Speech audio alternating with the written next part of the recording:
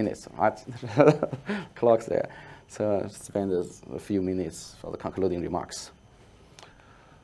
So we have tried to understand a basic problem for a special class of systems. Okay, this basic problem says how locally interacting agents lead to collective behavior of the overall system.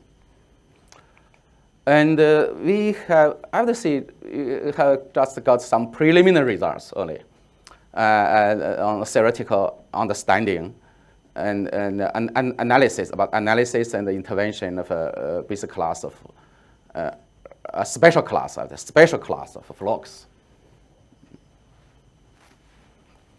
I would like to see many interesting unconventional problems remain open. Let us just mention a few.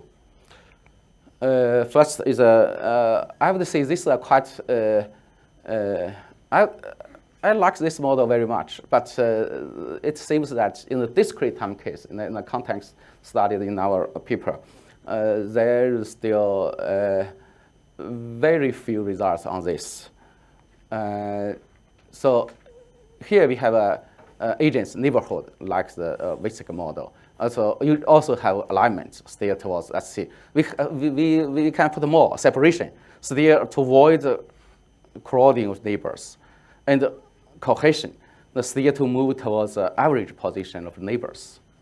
So I think that's a more interesting and a more natural model to be studied in the future. Another thing I think that's quite important is the so-called complex adaptive system. The agent has a capability of learning and adaptation, competition, or even playing a game in a dynamic network. And in this case, let us have a look at a particular agent. Agent may have a learning capability about the environment and its neighbors or the systems. And from the learning knowledge, they make decision about their behavior. So each agent has such a capability, more intelligent. So in that case, how can we analyze, how can we formulate? First, we formulate the proper mathematical problem and analyze it. We have some preliminary results on that, but they're still going on, the research. Finally, I would like to mention another, I believe, quite interesting things, the self-assembly in the chemistry.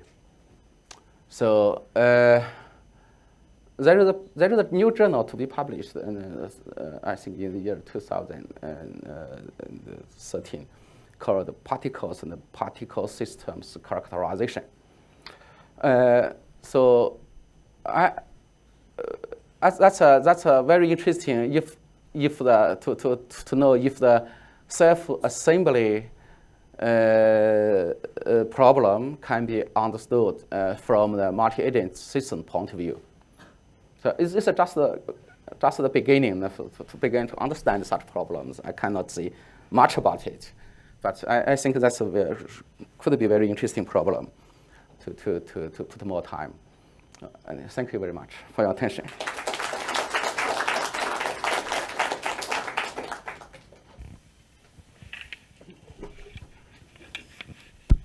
Thank you very much, Professor Guo. Given us a lot of the interesting result, how to guarantee